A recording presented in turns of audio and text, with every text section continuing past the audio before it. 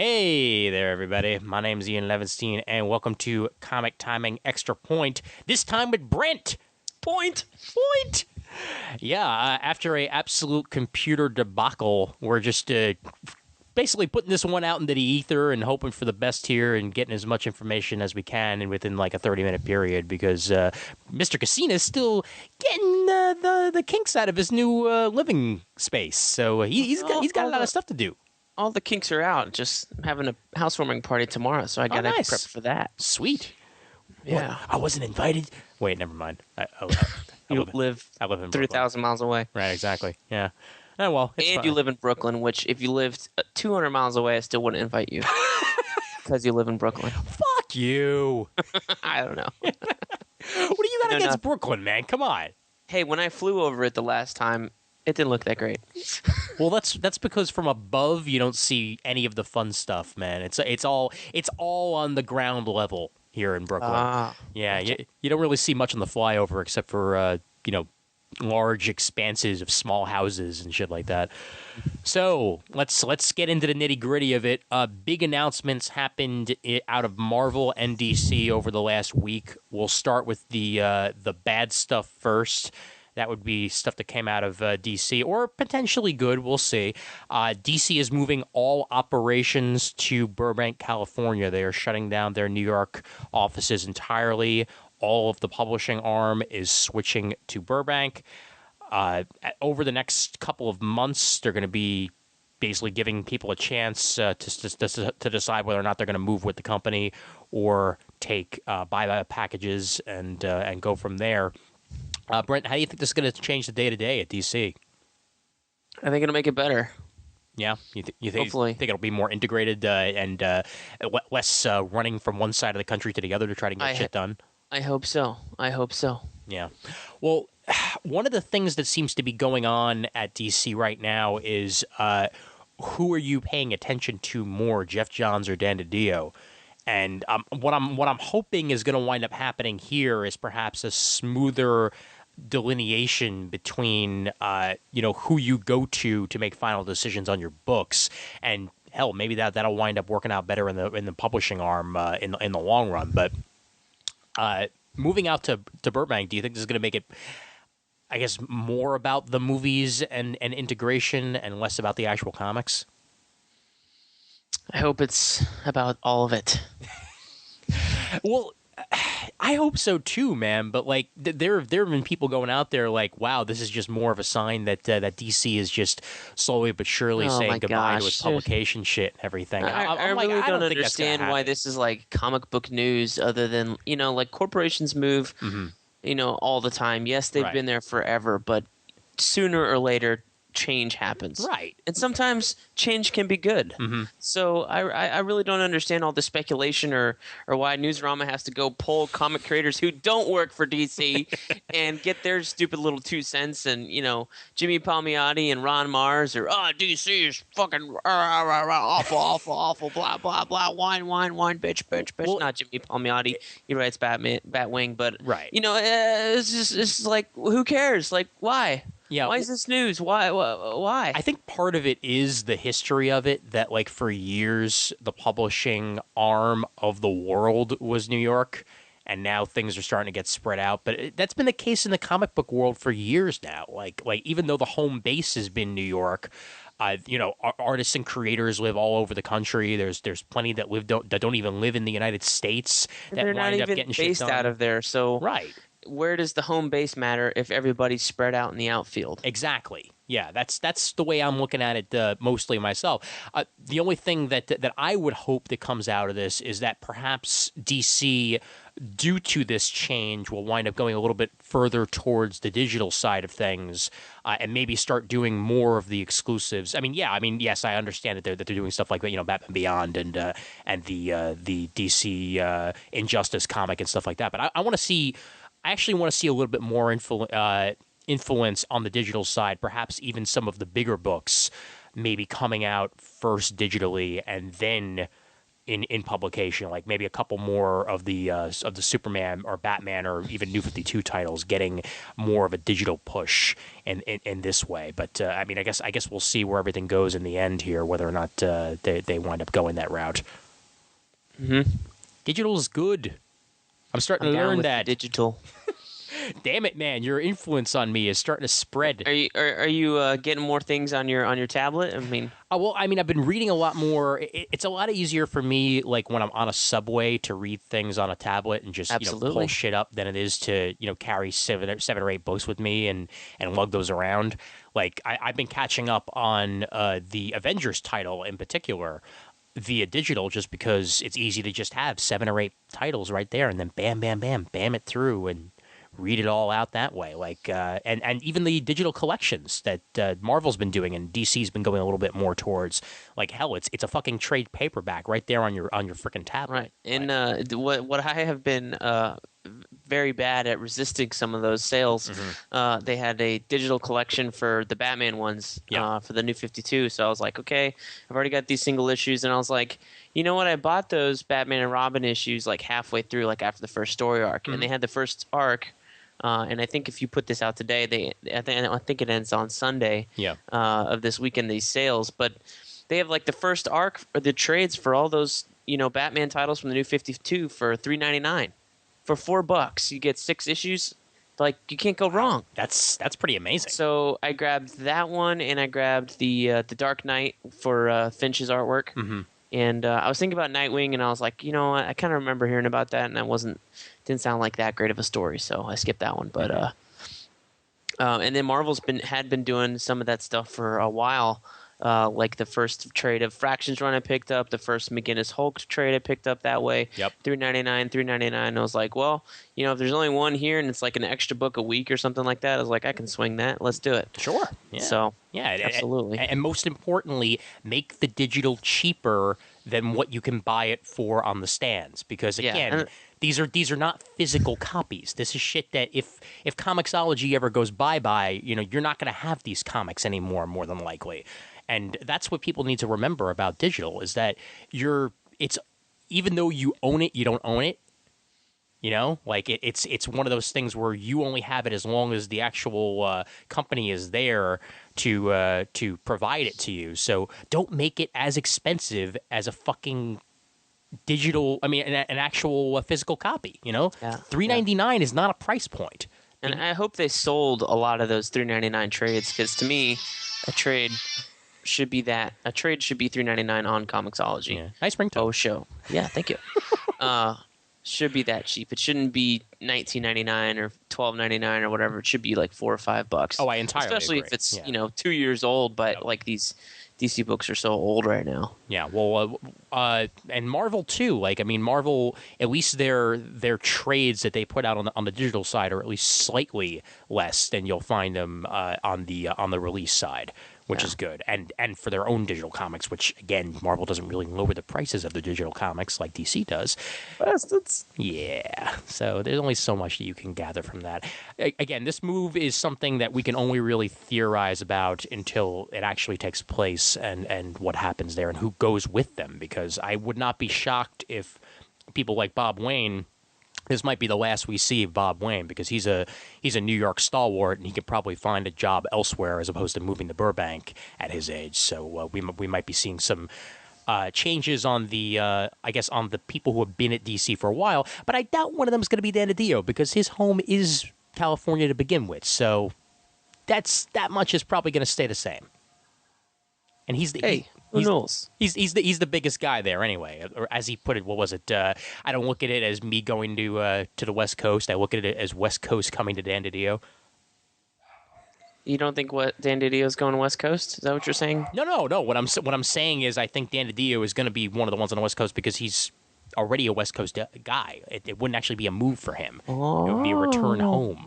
So that's not going to change, even if people do want Dan DiDio to go bye-bye. But you're the internet. We don't need to listen to you. Yes, you can just listen to my dog bark in this empty house. Yes.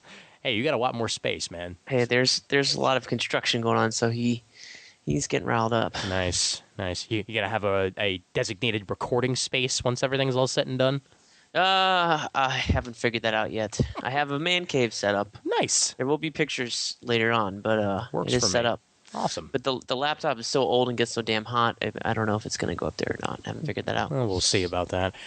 Marvel, big announcements out of Marvel this week were on the television side of things. If you want to call it television, it could be very well be called internet if you want Netflix Vision. Yes. 4 new shows coming to Netflix in 2015, culminating in a miniseries where all 4 of those shows combined into a Defenders miniseries. Daredevil, Iron Fist, Luke Cage, and Jessica Jones, all coming to Netflix in 13-episode series. I could not be more hyped for this if I tried, man. This shit, I've been wanting something like this for a while now. Give it to me, give it to me. I was like, holy cow. And like, not just 1, not just 4, but, or not just 1, not just 2, but 4 Yeah. TV shows. I was like, wow, they're swinging for the fences. And they really are. Did I call this, or did I call this for Daredevil, too? I'm so much better. This is so much better than what S.H.I.E.L.D. has been lately, honestly. S.H.I.E.L.D., I could see improvement with S.H.I.E.L.D., but I also see them changing out a bunch of the characters in Season 2, because some of them just need to be more diverse, number one, because I feel like there's way too many white people running around in a division like S.H.I.E.L.D., and 2, the actors are so-so for the most part. Like there's not a chemistry between the characters like I wanted to see in this show. It's the Coulson show. That's all it is. Like nobody else is really built.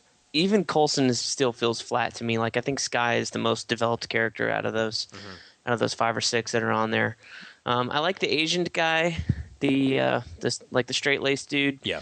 And then I'm trying to think. Yeah, Fitz and Simmons, I could give a shit less about them, and get rid of the Mark Miller voices. I don't want to hear that. Yeah. A nice British accent, but the Irish, it's sorry. Well, I don't know. Fitz and Simmons for me are the characters that I actually relate to the most, but that's probably because the other dude is a Captain America stand-in, and Skye is just like the pixie dream girl that Joss Whedon always has in one of his shows. We finally got some TNA from her in the last episode I saw, so I was like, well, I'm sold on this show. Finally. I can confirm that she's hot.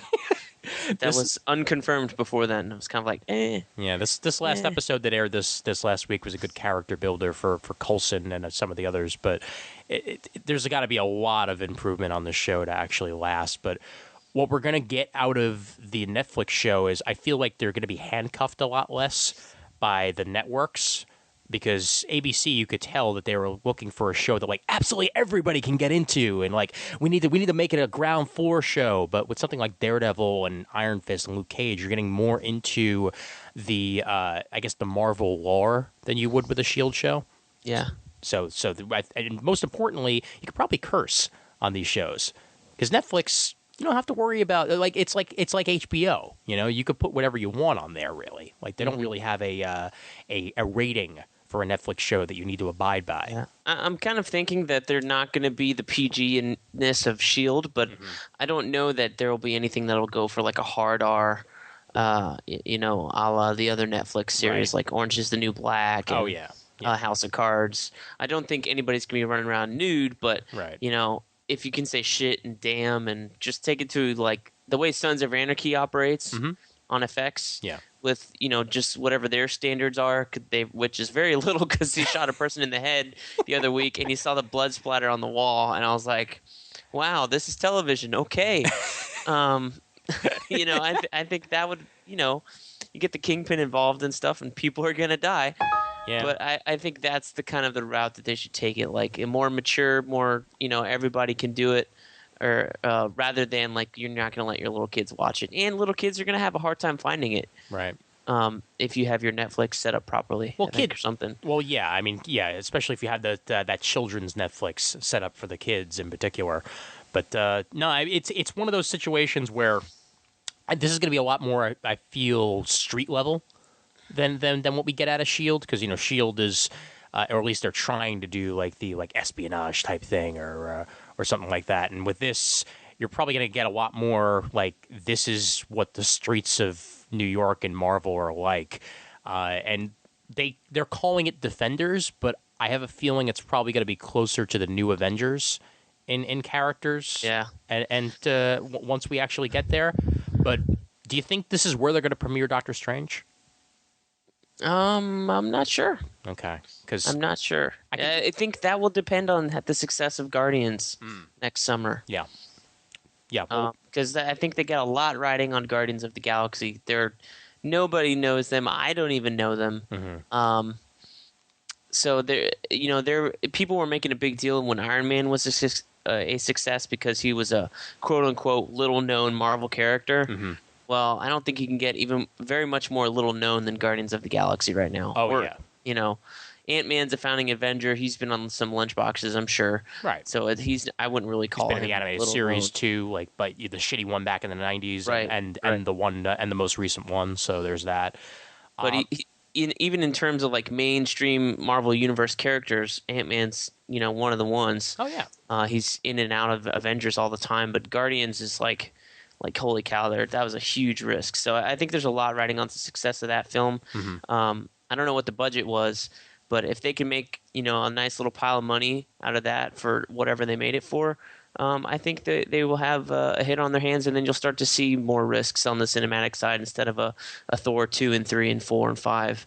We'll get to see Doctor Strange or maybe a Black Panther or something like that. Well, I know, especially if the Netflix stuff goes great, then who knows what they'll want to green light for more Netflix or for movies and stuff. Right. I think this is kind of where the testing ground of what works where and that kind of thing. And Kevin Feige did say in a more recent interview that if these Netflix shows go well for these characters, that you could very well see movies down the line for Daredevil or Jessica Jones or something along those lines. Like yeah, I mean, at that point, I wouldn't want to see a movie. Mm-hmm. Like, people were like, oh, the Entourage movie is finally getting made or something, and I'm kind of like, Entourage, I don't know if that would be a good movie. Yeah.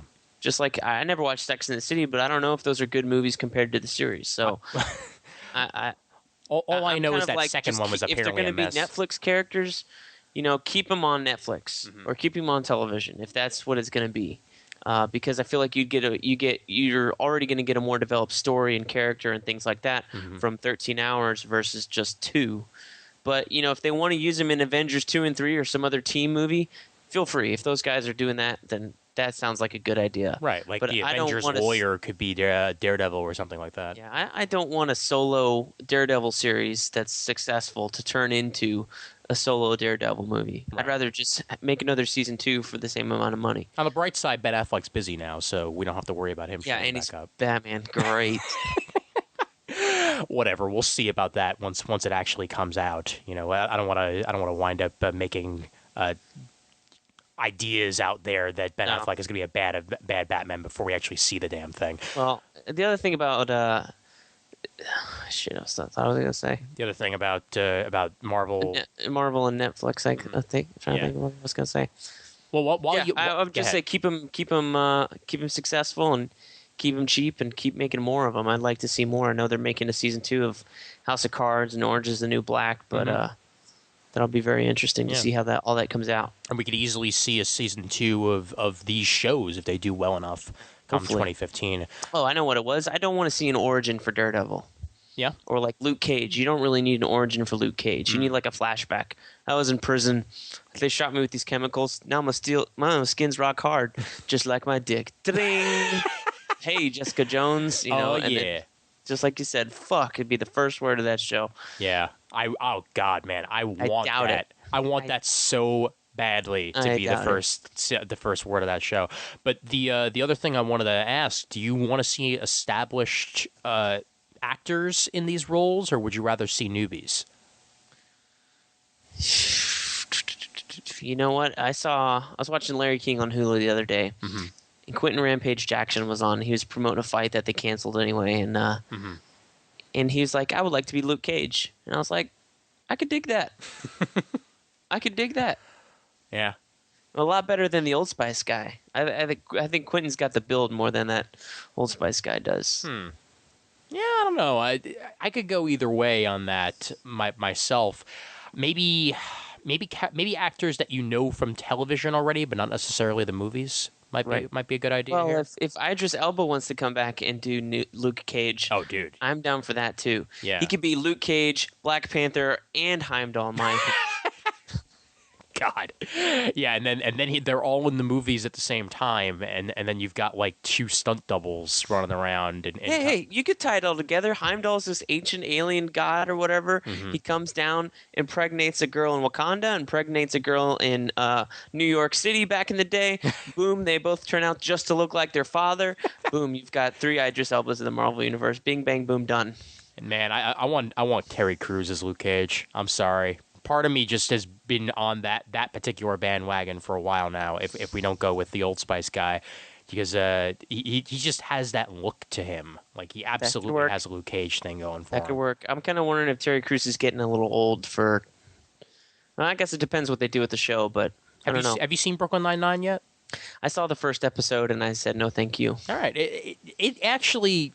There's some pretty good character building on that show. Like you wouldn't expect that from a silly, comedy. But I've never been an Andy Samberg fan, so I was kind of like, That's fine. Yeah, it's not his typical show though. Andy Samberg, like he actually tones it down a little bit, as opposed to his over-the-top SNL persona. Well, I thought that Andre Braugher was actually going to be funny, and at least in the pilot, and his jokes all fell flat for me. Yeah. Well, or they weren't really jokes, but his straight man was never really like that funny. Okay. Yeah. So if that was the main thing, like this is gonna be worth watching because you've never seen Andre Braugher do a comedy, I was like, well, you lost me there. So. Oh well. Well, with this show, with the whole Marvel thing in general, I think what's important to note here is this is yet another situation where Marvel is getting to something first before DC. Specifically with the, I guess, quote unquote, direct to digital TV shows. Like, that is a deal that I would love to see DC make, whether it's with Amazon or whether it's with Netflix or hell, even Hulu. Like, I would. This Our Man TV show that is now theorized to be coming out, I feel would work really well in a digital space. Not necessarily on CW. Like, get something that's a little bit more edgy that you could put on either a paid cable network or something like Netflix or Hulu or Amazon. Yeah, I kind of don't know how the pill-popping superhero is going to be able to be on a main network. Yeah. You know what I mean? I agree with that entirely. Like that, because I don't want to see them water down the character at all. Like, and yes, I know that there have been multiple takes of Our Man over the years, but I'd love to see something where he's battling the addiction of the medication while going out there and trying to save some lives. Oh, so this isn't going to be the Android from the future version? Because I was really hoping for that. Yeah, that would be sweet, but no.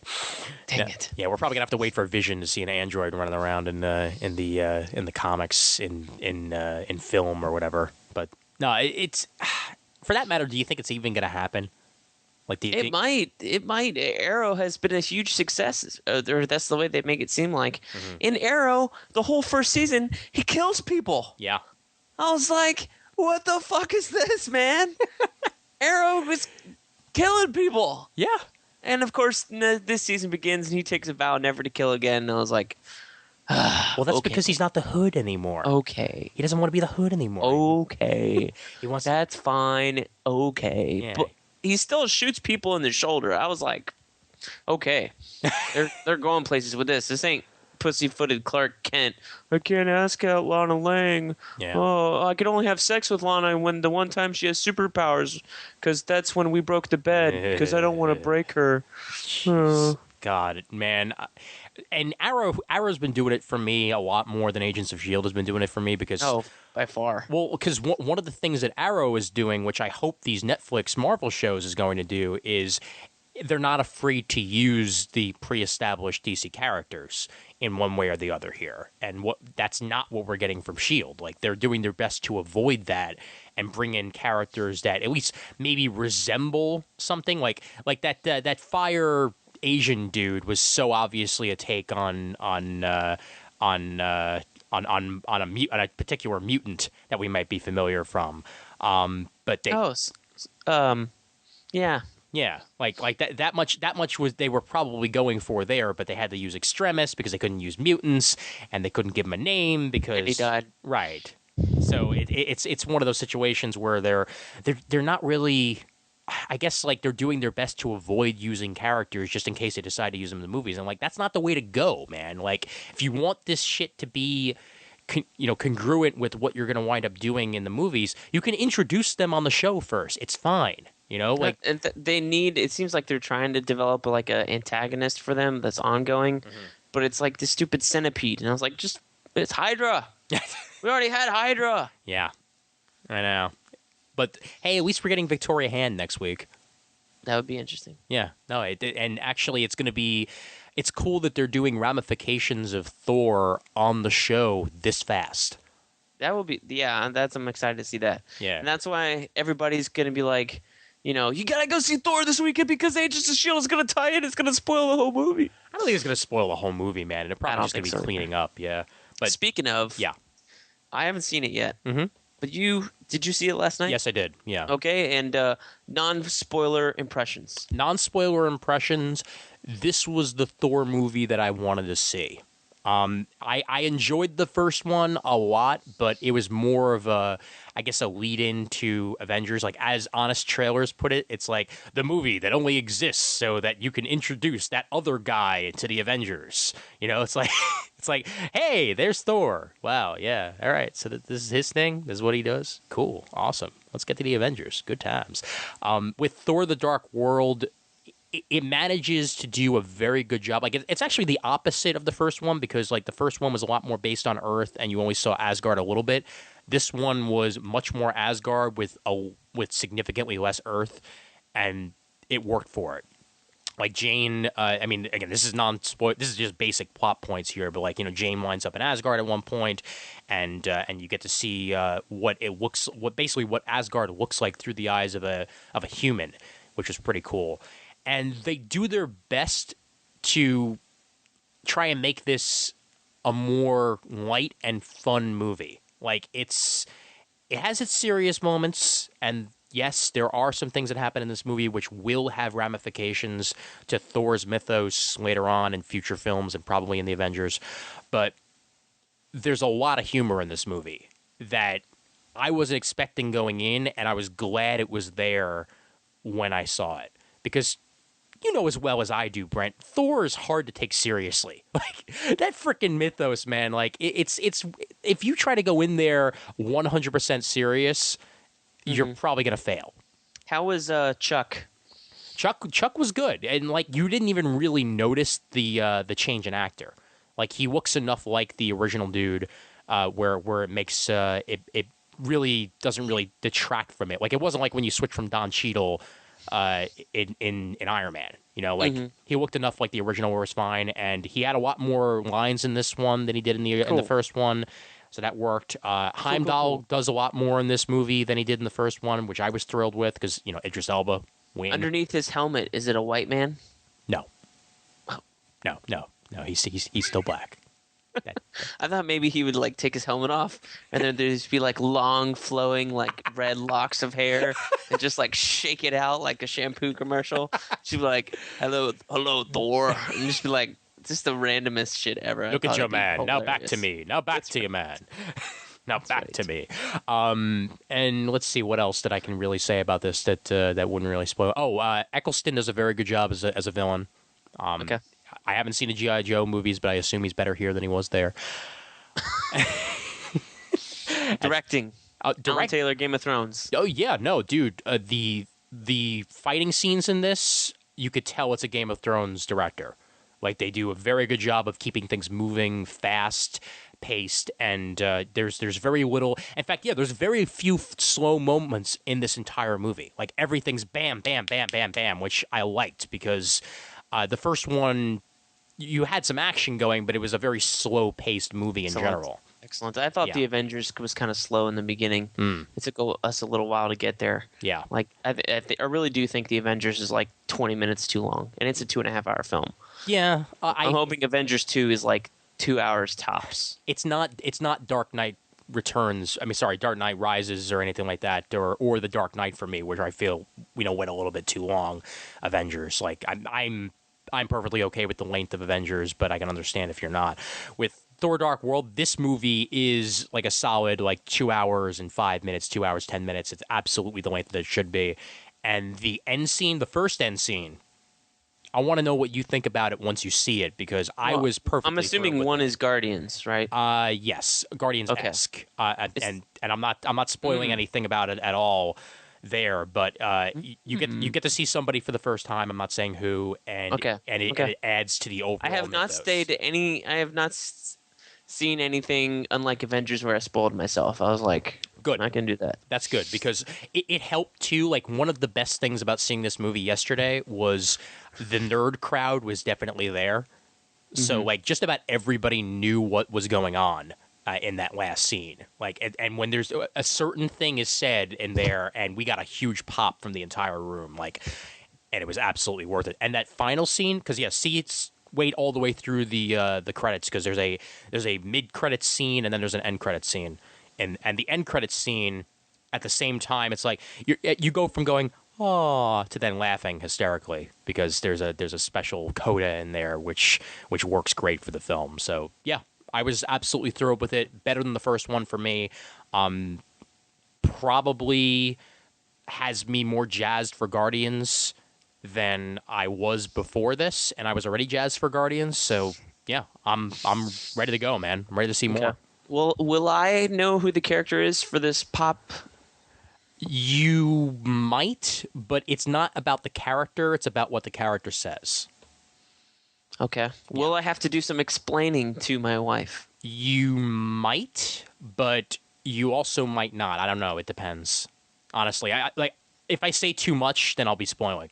Okay. But yeah, because I had to do that with Thanos. Then in that case, who's the purple guy? Yeah, and I was like, he's a big villain. Yeah, it was like, okay. In that case, you probably will have to explain ever so slightly, but it's a lot less explaining here if you already explained Thanos.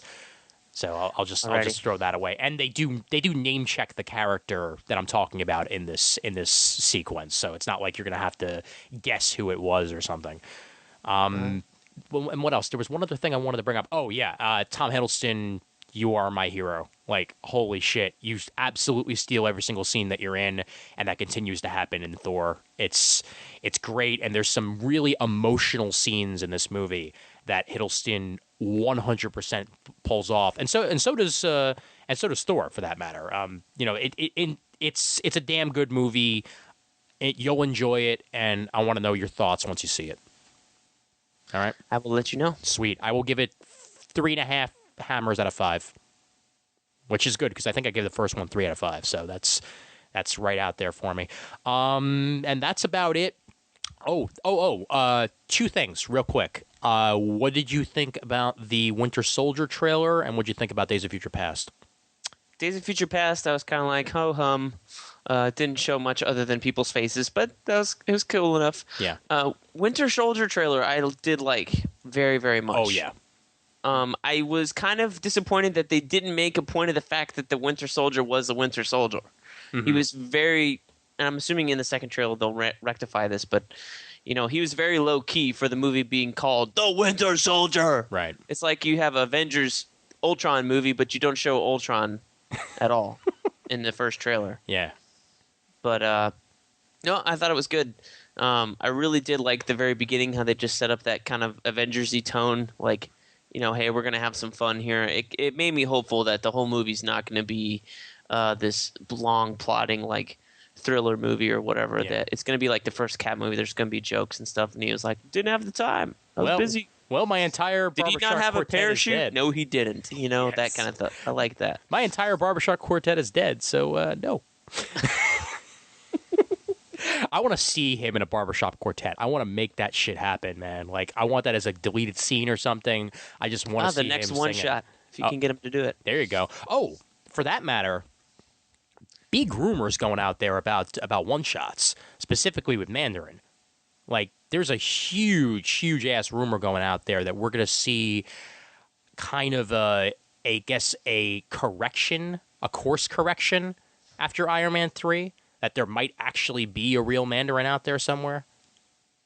And I don't care. I don't care either. I don't care. I'd rather. I think Downey's done with the Iron Man movies, so Yeah. well, why bother? I know. Yeah, that's kind of where I'm going too. Like, I was perfectly okay with the whole Iron Man 3 twist, and you know what? It's been long enough. Screw it. Like, Trevor worked for me. We talked about it on the show before, so I'd be perfectly okay with that. But rumors are swirling out there.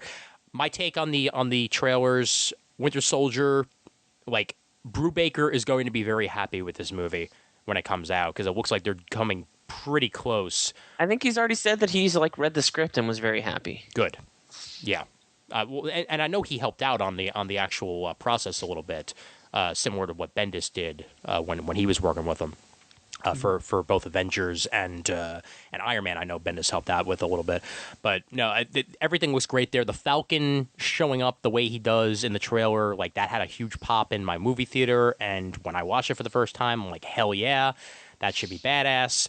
It looks like we're gonna get more Black Widow in this than we got actually probably in the Avengers movie, which is fine by me. And overall story looks like it's gonna follow that. I'm calling it now, by the way. Robert Redford's character is Red Skull. Oh. Yeah.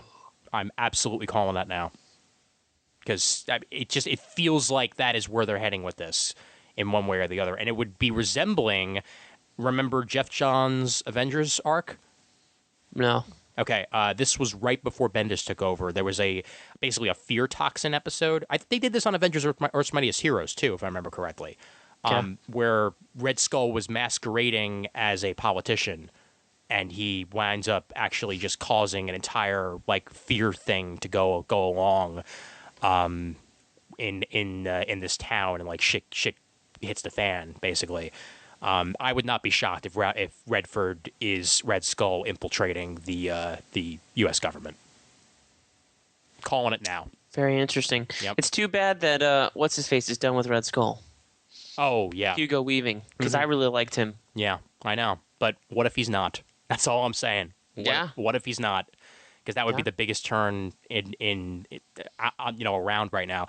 And Days of Future Past, I like the basic setup of this. It looks like we're going to get both casts involved as much as the other in the movie itself. So I'm 100% down for that. And it looks like it's going to be the X-Men movie that we should have gotten the next three. Bryan Singer directing it, and with Sentinels. With Sentinels, yes. Not just the head. God, that was such a freaking cop-out. Oh, I went to see Waiting for Godot with Magneto and Professor Xavier. I saw that. Yeah, that was, oh my God, dude. Patrick Stewart and Ian McKellen in person, like, that made my year, just about. Like, they are such good actors, especially on stage, and they 100% steal the show along with Billy Crudup, for that matter.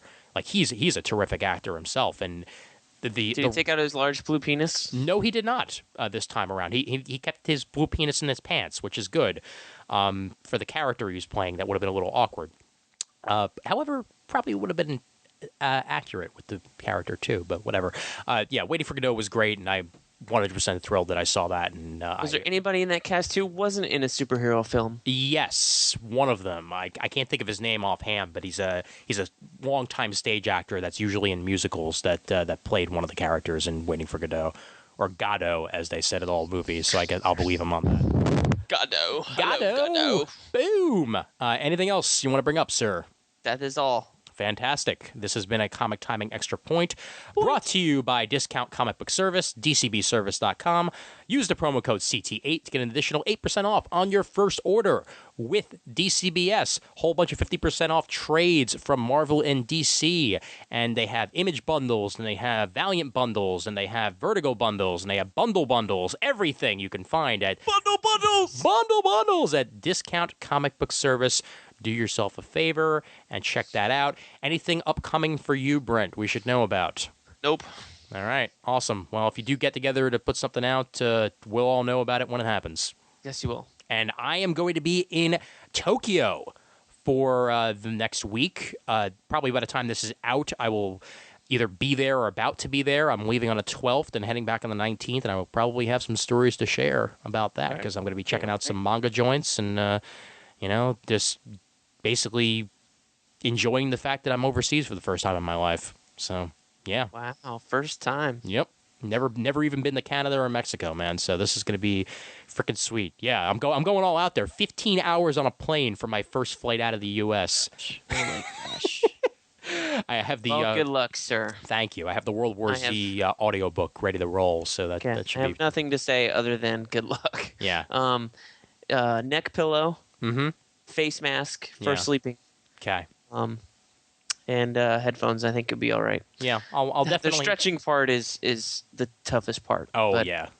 Well, I'll definitely be. I don't know if I'll have a face mask, but I'll definitely probably have a neck pillow and headphones. So that'll probably work for me. And I'm good at just shutting my eyes and dozing off. So hopefully I'll at least get a few 4 or 5 hours. Shove Chris to the side. That shoulder shit does not work. Oh, it's nice for her, but it's not nice for you. Please, she doesn't pull shit like that. If Chris wants to sleep, she sleeps. That's it. And she is better at being out like a light immediately than I will ever be. So she's probably going to wind up sleeping like 8 out of the 12 or that were on that flight, and I'm just going to be yeah. So good times for all, and the email address for Comic Timing is comictiming@gmail.com. Don't forget to check out the forums for Comic Geek Speak because we like promoting them, and they're not dead. So thecomicforums.com, and all hail Jamie D., our new overlord, at comicgeekspeak.com. Proud members of the Comics Podcast Network over at comicspodcast.com.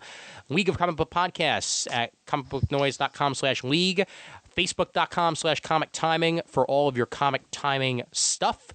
And that's about it. Oh, iTunes reviews if you really, really want to. So for Casina, for me, I'm Ian Levinstein, reminding everybody out there that there's always time for comics. Point.